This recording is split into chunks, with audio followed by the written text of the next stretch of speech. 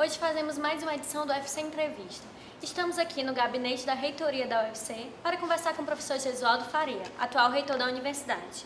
Em 2014, a Universidade Federal do Ceará completa 60 anos e se confirma como uma das mais importantes do país, chegando a ocupar a 16ª posição no ranking universitário Folha, de 2013. O professor Gesualdo tem graduação, mestrado e doutorado em engenharia mecânica, inclusive com especialização em Nagoya, no Japão. O docente está na UFC desde 1987, tendo passado pelos cargos de professor assistente, adjunto e efetivo do curso de engenharia mecânica. Na universidade, desempenhou diversas funções administrativas, tendo chegado ao cargo de reitor em 2008. A entrevista será comandada por mim, Maria Isabela, por Caroline Rodrigues e por Gustavo Linhares. Reitor, a primeira pergunta. Em seu discurso de posse, em 2012, o senhor criticou a atuação dos entes fiscalizadores das universidades, atribuindo a eles um caráter arrogante, chegando a classificar esse fato como atentado à autonomia das universidades federais. É possível a instituição manter essa autonomia sendo totalmente sustentada por recursos públicos que necessitam ser fiscalizados? Bem, primeiro, existem diferentes formas de controle. Na minha opinião, uma universidade autônoma com controle social seria o modelo ideal.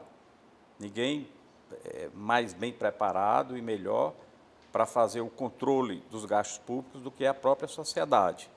E assim poderia se estabelecer conselhos para acompanhar as contas da universidade, compreendendo as especificidades, compreendendo as dinâmicas próprias de uma instituição que não pode ser confundida com um órgão público qualquer, e essa é a minha crítica aos órgãos de controles, que muitas vezes eles enxergam a universidade como uma repartição pública qualquer, e a universidade não é uma repartição pública qualquer, ela tem uma dinâmica diferente, ela precisa, o seu tempo é diferente do tempo do serviço público convencional, embora nós compreendemos, em nenhum momento eu defendo que a universidade não precisa de controles.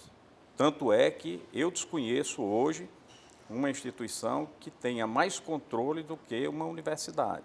Nós temos o nosso controle interno, nós temos o conselho de curadores, nós temos os diferentes conselhos das unidades acadêmicas e administrativas, nós temos a nossa ouvidoria, nós temos a Advocacia Geral da União, que defende a universidade e que é um órgão externo à instituição, nós temos a CGU, que é o controle interno do governo federal, temos o Tribunal de Contas da União, temos o Ministério Público, temos a Defensoria Pública e ainda a Justiça Federal. Então, todos esses órgãos estão diuturnamente acompanhando tudo que é feito dentro da universidade. Agora, é diferente um órgão de controle atuar numa instituição respeitando as pessoas, respeitando os processos, respeitando a instituição, né, de um órgão de controle que vem para a universidade com o objetivo único de punir, de encontrar irregularidades, né, e, a partir daí, querer tratar a universidade como se tudo ali fosse errado. De acordo com o relatório do Tribunal de Contas da União, a UFC mantinha funcionários terceirizados nos hospitais universitários. A partir daí, foi contratada a empresa de serviços hospitalares, a EBSER, para realizar concursos e gerenciar essas estruturas. A universidade abriu mão de sua autonomia para contratar a EBSER? Não, em nenhum momento. Primeiro, é bom que se entenda que o que existia nas universidades públicas era uma fundação, na maioria das vezes uma fundação de apoio, que contratava de forma precarizada, né, e sem nenhum vínculo e sem nenhuma segurança, servidores para atuar nos hospitais universitários. No país todo, são 26 mil servidores contratados por essas fundações. A partir deste momento em que a universidade deixou de realizar concursos para suprir vagas nos hospitais universitários, a partir daí, no meu entendimento, é que ela perdeu a autonomia. Porque se a universidade, a cada servidor que aposentou nos hospitais, não tinha condições de realizar concurso para repor essas vagas, a partir daí ela perdeu a autonomia e passou, então, a delegar a uma fundação né, o papel de contratar esses servidores. Durante o Tribunal de Contas da União fez uma auditoria em todo o país e aprovou um acórdão, dando até dezembro de 2010 o prazo para que todas as universidades resolvessem o problema de contratação de pessoal dos hospitais. Quando chegou em dezembro de 2010, naturalmente a universidade não tem autonomia para contratar servidores, e essa é a realidade. O que é que os reitores fizeram? Foram até o presidente Lula, na época, apresentando o acórdão e dizendo que os reitores estariam numa situação muito delicada a partir de dezembro de 2010, porque não poderiam cumprir o acórdão do TCU, que, na verdade, mandava demitir todos os 26 mil servidores contratados de forma precária pelas fundações. E o que é que iria acontecer a partir do dia 1º de janeiro de 2011, todos os hospitais universitários do Brasil iriam fechar. Então, numa conversa com o presidente Lula, ainda no mês de agosto de 2010, o presidente Lula compreendeu a situação dos hospitais e prometeu uma solução. E, a partir daí, nós começamos a discutir com o governo uma forma de contratação imediata de servidores para suprir os 26 mil. E ficou, portanto, inviável, porque, de novo, teria que se criar um projeto de lei no Congresso Nacional para contratar 26 mil servidores, além das dificuldades que foram constatadas nos hospitais de absoluta falta de gestão, que é outro problema sério, e financiamento. Portanto, não seria só 26 mil servidores que iria resolver o problema. Nós temos que resolver o problema da gestão e do financiamento. Todos os hospitais têm dívidas acumuladas em função da falta de financiamento.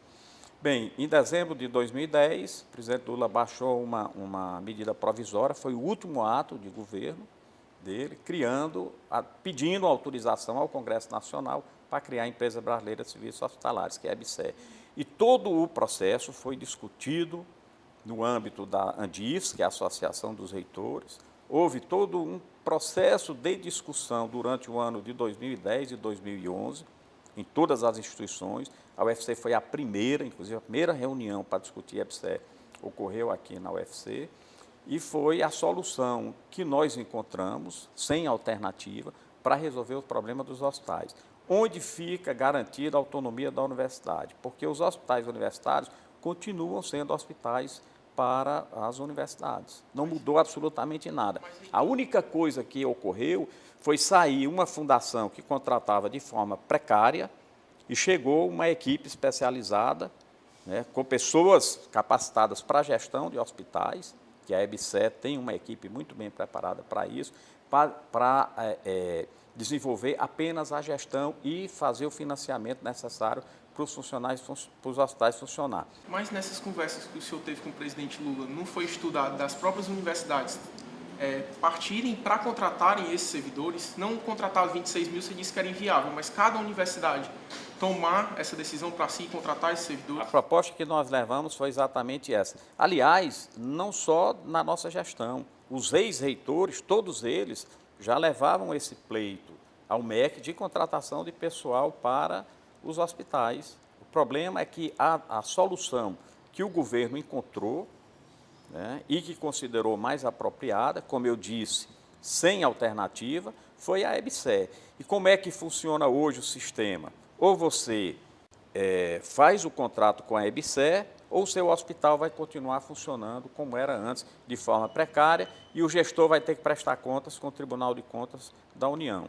Quer dizer, o que nós tínhamos que fazer em 2010, nós só fizemos em final de 2012, que foi a decisão de aderir à EBSER. E somente em dezembro de 2013, nós aprovamos o contrato no Conselho Universitário. E em 2014 começou a funcionar, então, a gestão dos nossos 2 hospitais pela EBSER. No relatório do ano passado, foram apontadas falhas de acompanhamento do processo de licitação do hospital universitário. Além disso, recentemente teve a Operação Gourmet da Polícia Federal, que constatou fraudes em licitações e desvio de verba do restaurante universitário. Não tem como a UFC melhorar esse controle para evitar esses casos dentro da universidade? Primeiro, vamos por parte. O TCU tem razão de dizer que a universidade contratou de forma irregular, mas eu disse sempre, entre ter um paciente na porta do hospital esperando por um transplante e eu correr o risco de fazer qualquer contratação irregular, eu não tenho escolha. Eu vou fazer a contratação, vou fazer o transplante, vamos salvar aquela vida, que é o que é mais importante para nós. Depois nós vamos nos explicar para o TCU. Tanto é que o TCU acatou as nossas justificativas. E nós estamos hoje com esse problema resolvido. Na questão dos restaurantes e refeitórios da universidade. Até 2011, nós tínhamos um sistema de contratação de refeições que nós pagávamos pelo valor contratado. Então, se eu contratava, dizia que naquele dia nós iríamos ter 4.000 pessoas almoçando no restaurante universitário, e desse uma grande chuva, ou acontecesse uma greve de ônibus, ou o que é que fosse, e somente 500 pessoas comessem no restaurante, a universidade era obrigada a pagar 4.000 refeições. Então, era um contrato precário, poderia ter sido pensado de forma diferente, mas não foi. O que é que acontece hoje? Hoje não há a menor possibilidade de haver mais qualquer problema de falha no restaurante universitário, porque nós só pagamos o que efetivamente é consumido. Então, houve até uma dificuldade para que nós pudéssemos colocar um controle. A gente sabe que a comunidade universitária, ela sempre é muito reativa à questão dos controles, quando se fala em catraca, quando se fala em cartões e tudo, há uma reação muito grande, mas nós estamos avançando nos controles exatamente para que os gastos da universidade, eles sejam melhor acompanhados. Houve uma falha, realmente, que foi apontada pelo Tribunal de Contas. E o problema é que as contas são avaliadas com um pouco de atraso, mas isso refere-se a 2011, e nós tomamos todas as providências com acompanhamento da CGU, com acompanhamento do Tribunal de Contas da União, da Advocacia Geral da União, do Ministério Público, e todas as pessoas que, infelizmente, cometeram falhas foram punidas, e não há hoje nenhum recurso público que não tenha sido devolvido para o erário. O que não foi devolvido, com uma parcela muito pequena, por parte da empresa, foi inscrita na dívida ativa da União, isso vai ser resolvido na Justiça. Agora, os controles hoje, o Tribunal de Contas e a CGU, vem à universidade, todos eles estão absolutamente resolvidos. E assim, reitor, mudando um pouco de assunto, um dos objetivos do REUNE seria o de fortalecer a produção científica por meio da consolidação de grupos de pesquisa já existentes e do estímulo aos grupos emergentes em todas as áreas. Entretanto, a gente conseguiu ver o Anuário Estatístico de 2013, conseguimos perceber uma disparidade no número de grupos maiores, principalmente nas ciências humanas e na área da saúde. Como a UFC está trabalhando para igualar as oportunidades de pesquisa em todas as áreas? Olha, primeiro, o REUNE trouxe uma oportunidade enorme para a universidade. Você falou na abertura do programa no ranking da Folha, que é importante, a UFC vem crescendo, é a 11ª no Brasil em pesquisa, incluindo as estaduais paulistas, e nos rankings internacionais mais importantes, a Universidade Federal do Ceará está entre as 1.000 melhores universidades do mundo e está entre as 22 universidades brasileiras que aparecem nesses rankings. E o grande componente que nos coloca nessa posição de destaque, tanto no ranking interno quanto internacional, é exatamente o avanço na pesquisa. A Universidade Federal do Ceará, dados da própria CAPES, foi a universidade que mais cresceu em produção científica e foi a universidade no Brasil que mais cresceu em produção tecnológica, inclusive em depósito de patente. Nós crescemos 650%, e depositamos 4,5 vezes mais patentes por mês do que a média nacional. Então, isso tudo foi fruto do REUNE. O que acontece é que nem todas as unidades acadêmicas da universidade, lá na origem, lá atrás, acreditaram no REUNE. Houve uma reação muito grande da comunidade, porque, primeiro, achava que a universidade ia criar um processo de expansão sem a contrapartida garantida, que não teríamos os recursos de financiamento, que não teríamos os recursos de custeio, que não teríamos as vagas para professor, para servidor técnico administrativo. Houve esse receio que nós até, na época, compreendemos em função do histórico que nós tínhamos de financiamento até 2007. Acontece que hoje não, hoje está todo mundo inclusive quem não aderiu à Reúne, perguntando se vai haver um Reúne 2.